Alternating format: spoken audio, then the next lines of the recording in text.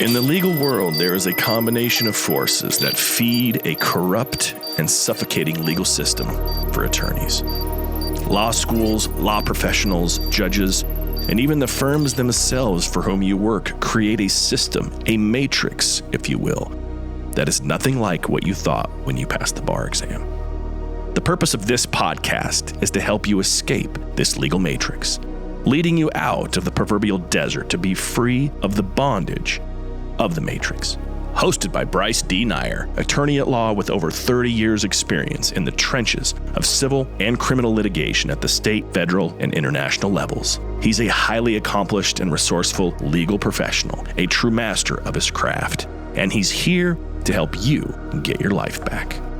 Here's your host, Bryce D. Nyer. All right.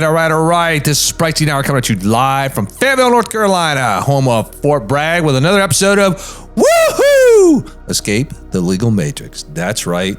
Yours truly is here in the house with our favorite law firm dog, Drake, the Labrador Retriever, who's sitting underneath the desk, chilling out. And we're going to have a great time tonight. So let's get rolling.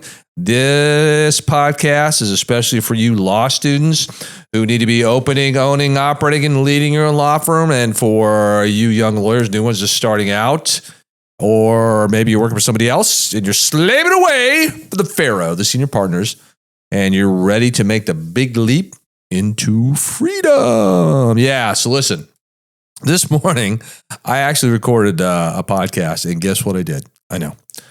I had the mute button on and sent it to my producer, and that'd be Bryce Prescott. He's fantastic. And I got this text message, and guess what? there was nothing. So listen, I've decided to change the subject because I've had one of those days, and I want to change this to about having a sense of humor.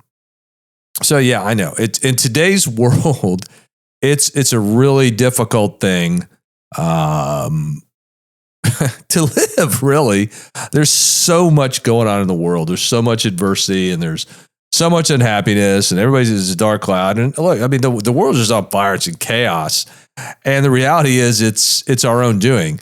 And many times it's the doing because of the legal profession, the legal matrix, because of all the insanity, the lawfare, and passing all these laws and micromanagement and Orwellian policies, executive orders, all this crap that comes out in our own country and across the world. And we're just inundated day in and day out with do this, do that, regulation this, regulation that. And you just can't go anywhere without there being some rule or some stupid law out there. And you just your head wants to explode, or you want to cut your wrist with a pencil eraser. So, today I just, man, what a rough day. And then I had a consult, and I can't go into it because it's privileged. But what I can tell you is, oh man, some people are just crazy when they come in the consults. They don't want to listen. They want to argue, and they go crazy when you tell them the truth because they don't want to live in truth. And we live in truth here at my law firm. That's what we do. We get real, raw, and relevant in our consults, and 99.99% of people like it, our approach. But here's the thing I found in all my years of practicing law. You got to have a sense of humor. Some days it's hard, but that's kind of how I deal with my opposing counsel and with the court and other people, because sometimes that's just all you have left. And so, sometimes I'll sit in the jury room talking to some of my colleagues, and some of you, they'll be acting stupid and anal, and I'll just tell them, like, you're acting stupid. I'm like, well, you can't say that. I'm not stupid. I'm like, well, that S on your forehead is not for Superman or Superwoman. It's for stupid. And I got to tell you, in today's world, it's true. Stupidity is absolutely contagious. And I'm not sure there's a cure. I'm not sure there's a cure at all. I don't think there's a vaccine for it. I'm not sure if people can learn to get unstupid or not. I'm not convinced of that. I mean, sometimes in my life, I've been stupid. But seriously, you law students, you're in law school. The reality is you're toughest thing unless you've got some personal battle going on. Is just passing your tests, passing the exams each semester, and passing the bar exam if you want to be a trial attorney.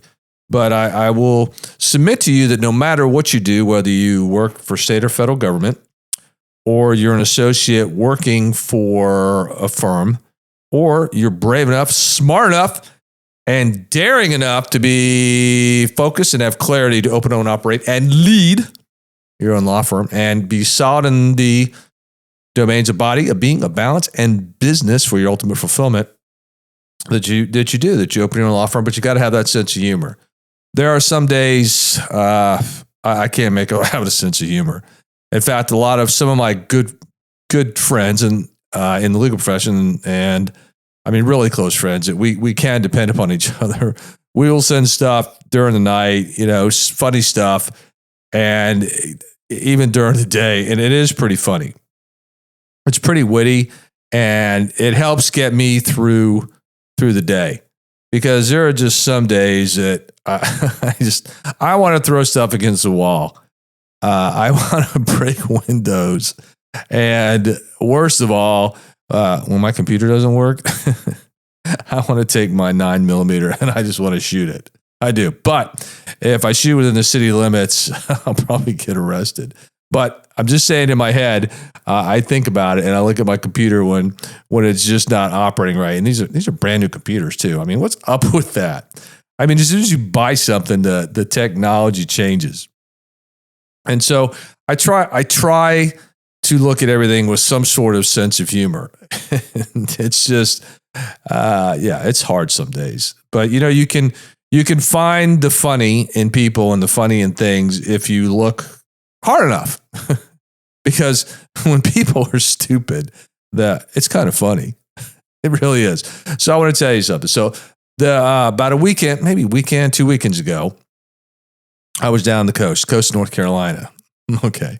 And so I'm driving in the coastal area, going to a restaurant, and I thought somebody waved to me from the street.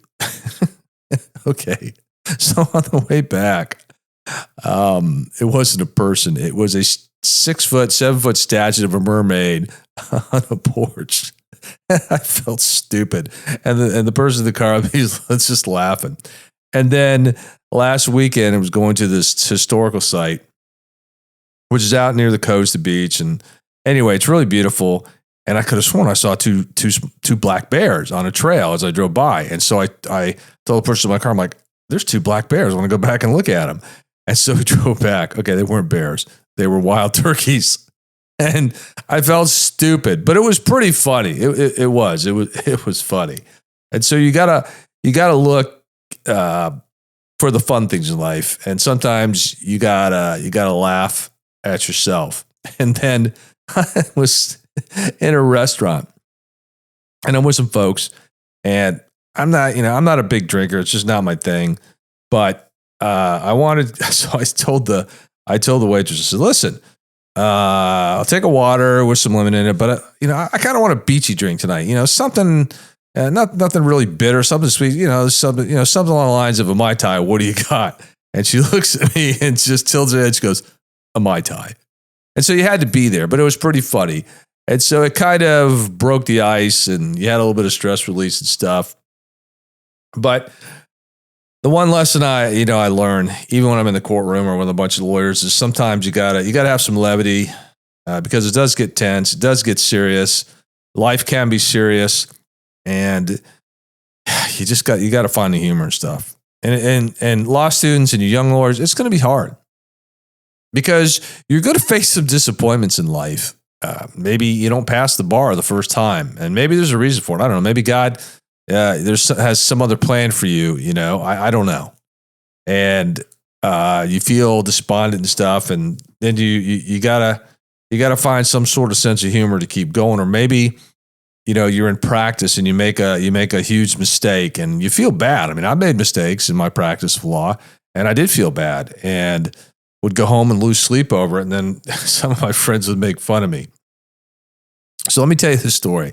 It's kind of funny, but it's not. But thank goodness my client. So years ago, I was moving. 2 clients hired me, and both of these guys needed emergency custody orders for custody. Okay, so I had a law clerk come in from the law school I went to, and we let our law clerks, when they come in and we hire them, they get paid, first of all. It's not, we don't make them work for free. And they get to do everything I do. They get to be like real attorneys. I mean, not just shoved in a corner doing legal research. And so I went down and got this emergency order, came back. I was all proud of myself. I let my law clerk, do the work, and I proofread it, but I didn't pay attention to detail. So we then got the orders to my client. He's like, dude, I really appreciate what you did, Bryce. That's great, but those aren't my kids. And what happened was we gave client A, client B's custody of client B's kids. I had to call the judge back. It was an ex parte order. And I was so embarrassed. And she started laughing. And she's like, no problem. Just be in my office 8 o'clock tomorrow morning. We'll do a corrected order. But I felt incredibly embarrassed, incredibly stupid. And everybody was laughing at me. And I'm like, yeah, I guess I'm just dyslexic. I don't know. And but these things are going to happen. And people didn't let it go. They just ragged on me like the whole week. And one of the other times when I first started out here in Cumberland County, here in Fayetteville, I was brand new. And I was an associate, and I got hired on a family law case. And so every two weeks or so, we do this thing called counter call, where we go over the upcoming trial dockets. And there's this town that's named this town, and I just taken over this case. Anyway, I go in there and we're reporting what's the status. We're going to go to trial. And I'm like, well, Judge, I'm probably going to need to continue it. My client's coming, from out of town, and, it's really, travel. And the judge said, well, where does your client live? Because the other is like, Judge, he lives in Eastover. And I said, well, Judge, he lives in Eastover, and the judge everybody started laughing. I'm like, because I was brand new to the area. And I'm just like, what's going on? And the judge is like, dude, he's like, Mr. Nair, he said, Eastover is in our county. It's right next to Fayetteville. And I said, everybody, all the lawyers were laughing. The judge laughing, the clerk's laughing. And I felt really stupid, but I started laughing too. I was like, oh, well, it's still a good little drive. And the judge is like, well, that's kind of where I grew up or where I lived or something to that effect. And everybody was laughing. So, again, some levity, and he continued the case anyway because we needed to continue to get ready for trial. And I was, I had just taken over the case. But anyway, it's moments like that. It's moments like that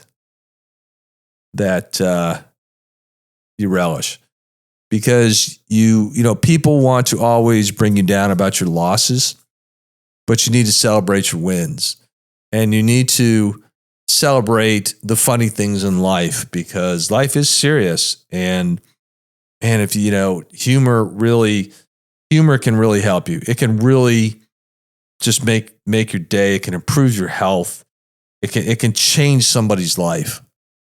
That's the great thing about humor. Good humor. I'm not talking filthy humor or stuff like that. I'm talking about really just witty humor.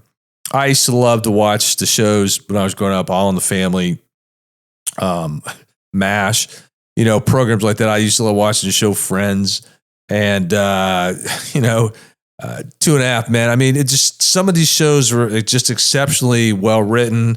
They were witty, had great cast, and you could get lost in them for half an hour to an hour, or the show Cheers. And these are shows that I either grew up with or was in college, law school, and they were just funny. They were great, and they were clean. They weren't really filthy or anything, but just the wit.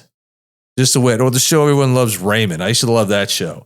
These things, the comedy and the sense of humor could really, wow, they could just make my day or make my night.